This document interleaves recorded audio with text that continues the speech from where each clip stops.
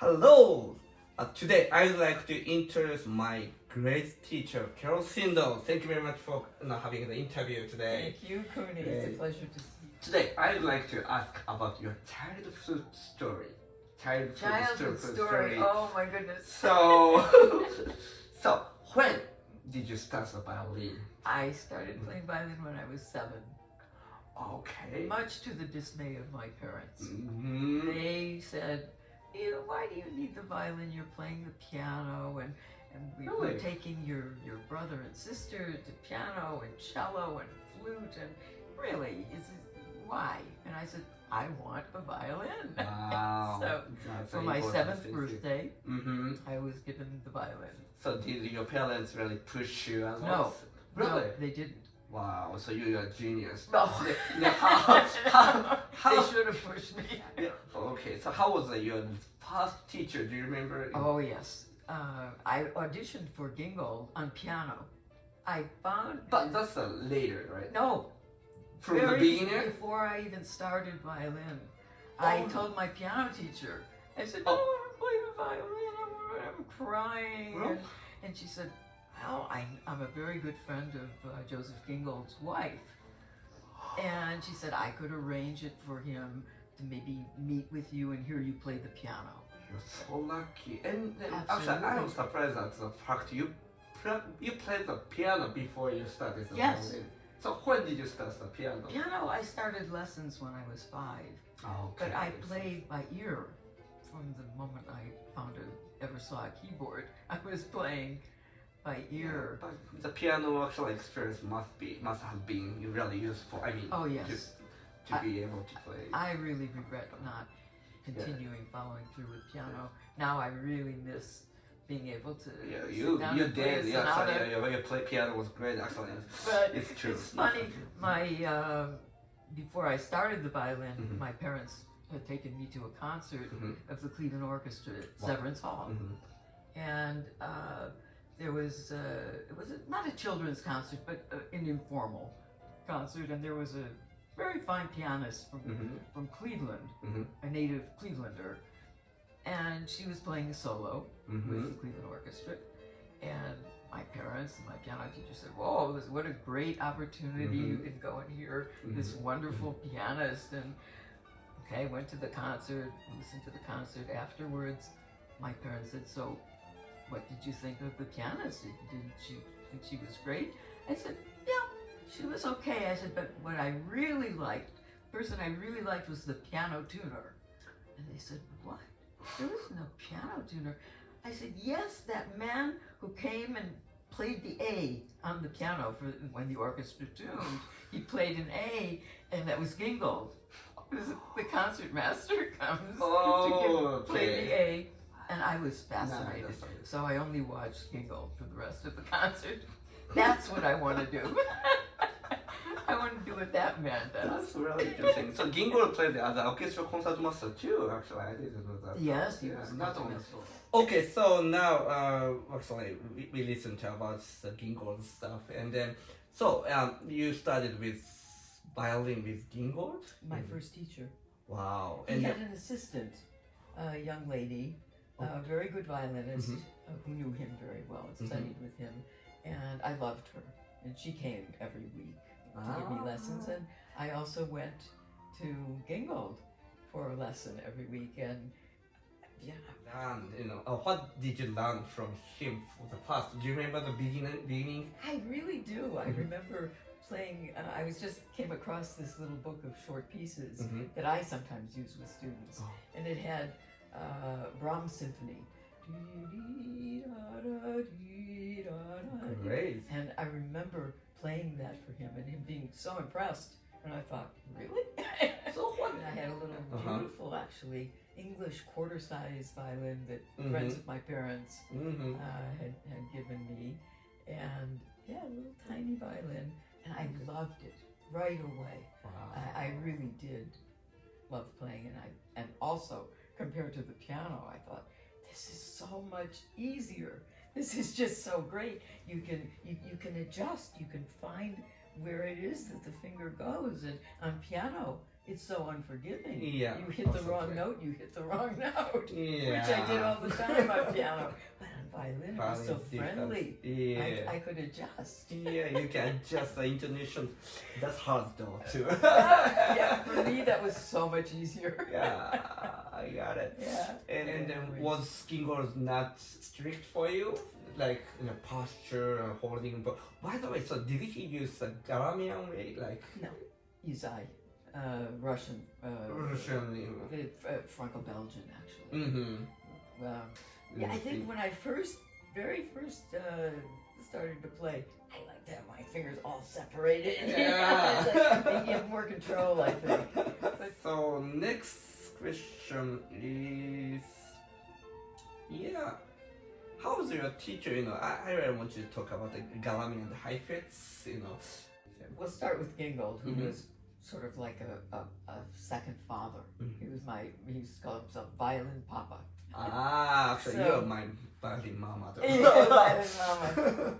Yeah. Mhm. So his personality was so warm and Mhm. outgoing and lovable. Mhm. And then Heifetz, you can't really define. You can't really say strict. I guess that would be included in a constellation of adjectives for Mr. Heifetz. Did he? Demanding. It was as was Gingold. But Gingold had fun. Gingold was more fun because you were a child.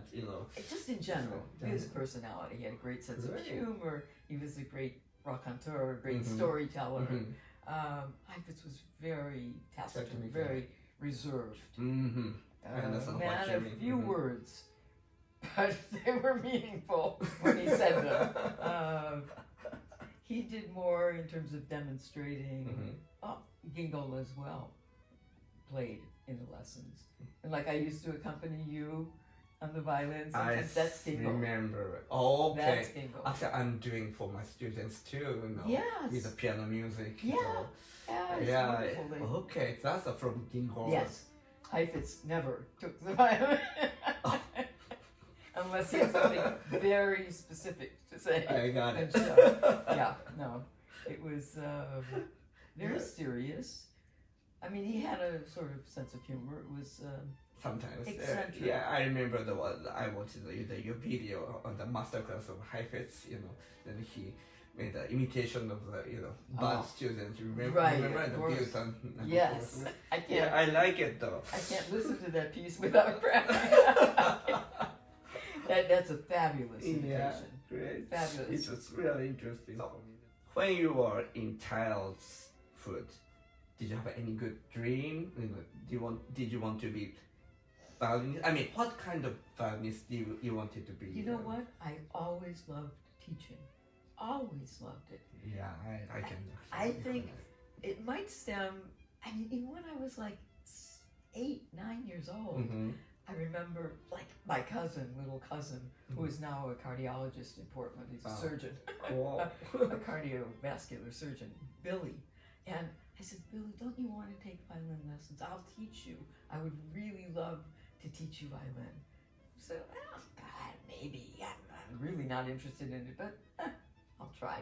So parents got him a little violin, Mm-hmm. and I just loved teaching him. I don't think he could play at all, but I was probably not helping him all that much. But So one of the dream was you wanted to become a violin teacher. I actually, yeah, I didn't have any specific dreams, but I know I love that. I love that. Oh, but how was it about Heifetz teaching way? So how was his teaching style? I understand. You really enjoyed taking lessons with Ginkgo, but the Heifetz. It was so different. The experience, first of all, being in a master class, Mhm. it's not like one-on-one. You have all the people listening. It was very intense for all of us. I was the youngest by far. Most everybody was in their 20s. Mm-hmm. I was about 12. like the picture? Yeah, you and said? I think I was maybe 13 or 14. Is that okay for them to Of course. see it? So this is really, really, rare picture. This I was hope you at a enjoyed it. class party at Mr. Heifetz's house. So it is a class party of I think Mr. Eric Friedman might be in that picture. Really? Wow. That's great. This is a Carol. It's a very amazing picture. Yes, Thank you very much for is. sharing. Yeah, it was an amazing experience. And then, so can I ask about me a little bit? So, do you remember, what kind of student am I? Oh, you were a dream to teach. Yeah. If only you were. Thank you were. for saying If that. only. Mhm. If only I had more students like you. Oh, okay, I mean, great. so receptive and so talented Oh, and thank you so very much for saying that. enthusiastic. Mhm. I mean, really, I can't think of a negative experience with you. I'm so glad to hear about it. I'm very proud of this video. As much as I love all of my students, and I have a warm spot for everyone, there aren't too many that really stand out as being joyful to teach Mhm. on a consistent basis. Oh, And- on the YouTube live, I'm always asked how to vibrato always, and then if you don't mind, could you teach us how to be for beginners, if you have chance to teach how to. I teach it the way I was taught, and Gingo just simply came up to me with my finger and moved my finger the way the vibrato, and Okay. that's how I learned. I connected the feeling and the sound. Yeah, that's really interesting Then to I was use able. ear. Yeah, you have to.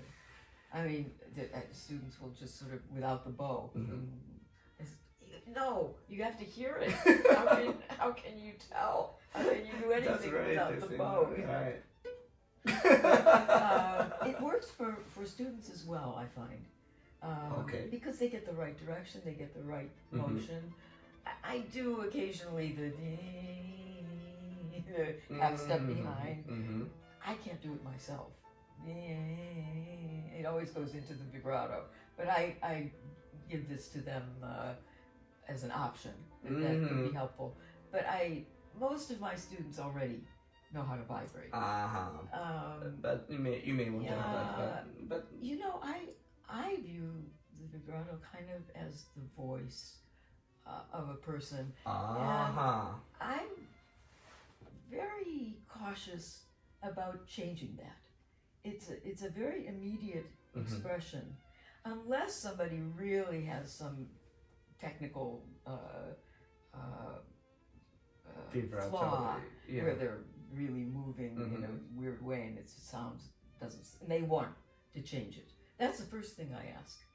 Are you happy with the vibrato? And if they say yes, even if I don't like it, I'm not. I will encourage them over time, but I'm not like, well, you have to change it.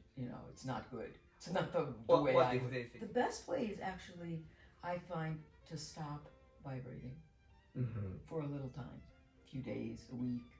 Just don't vibrate because they've developed it. If it's being changed, probably a strange habit that you want to just kind of eliminate. Start from a clean slate. That's very It's much interesting easier way. to teach a vibrato from the beginning than it is to change one. That's really interesting, actually. Advice. Thank you very much for this. Yeah. My famous story about vibrato. This is a remarkable story because I couldn't believe it when it happened. I had a kid. I was very young at teaching. It was maybe my first year of college teaching. Okay.